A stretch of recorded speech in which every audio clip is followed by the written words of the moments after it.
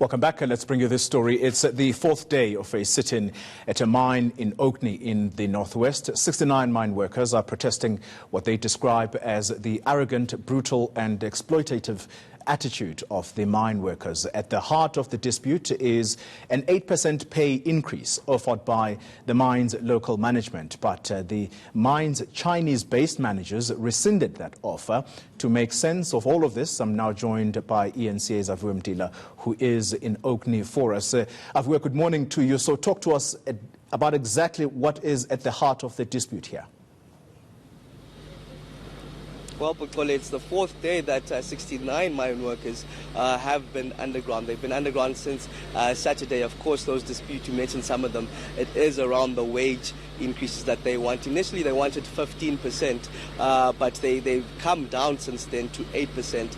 But still, it seems like they still moving forward with being underground at this moment. I understand at this moment there's no production here at these Chinese Africa precious metal investment, as the other workers and employees that work here are barely just clocking in and going outside in solidarity with the workers that are currently underground. So there's no production here, but I am joined by the NUM President Joseph Montesetsi, just to give us a better understanding of how it is. Thank you for joining us at eNCA, Baba. I've never been underground. I understand they're 3 kilometers underground, but what's the situation like there? Yeah.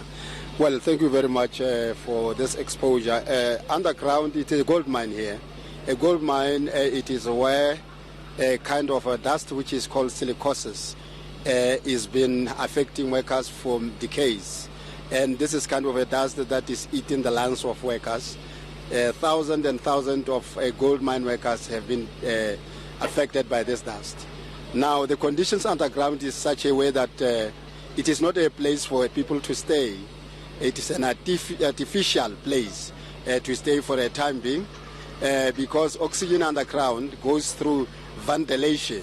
It is taken from a surface by the engine which goes through ventilation to where people are working. And these workers have been down there for the last 4 days, and I understand there's 16 women as well there down there. But what is the situation? Aren't there hygiene issues or any health issues, in fact?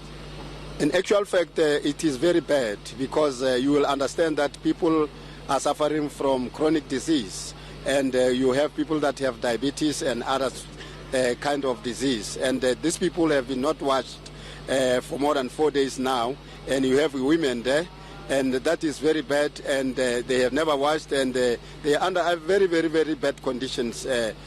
We try to talk to them because the situation is bad, but they have been provoked by this management of this company, because the wages has been started September last year, and we agreed with management about 8% and also job grading.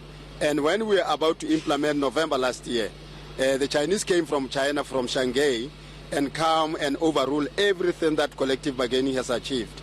And that's where we are. We have been out and in and out of CCMA, and hence workers decided then to stage a sit-in underground. They have been provoked by the company. And then where to from here? Concerns, of course, of those 69 workers should be a prerogative for you. Where to from here in terms of hoisting those workers up to safety and negotiating these wages? Well, we will understand that when a person is given the mining rights, according to Section 11 of Labour Relations Act, he is totally responsible for the safety of workers. It is the company that is responsible to hoist workers from underground up to surface. Then we have involved the government here, the DMR, the Labour Department, to come and assist in terms of making sure that this company accedes to the demands of workers so that they can be hosted from underground. But like I'm saying, it is the sole responsibility of the company, which have the mining rights according to Section 11, to make sure that those workers are from underground. So possibly those workers could still spend another night 3 kilometers down underground? Of course, if the workers are not going to achieve their demand, nobody can force them to come from underground, because it is a strike which enforces the employer to make sure that they are going to be hosted only if they have met their demands. But as I'm going inside, we are going to start to engage with management. It's a president of the National Union of Mine Workers saying that those 69 workers with 16 women could possibly face another night down there if their demands aren't met here in Orkney at the Chinese Africa Precious Metals Company. All right, thank you very much. That's my colleague Avuim Dila live for us in the Northwest Province.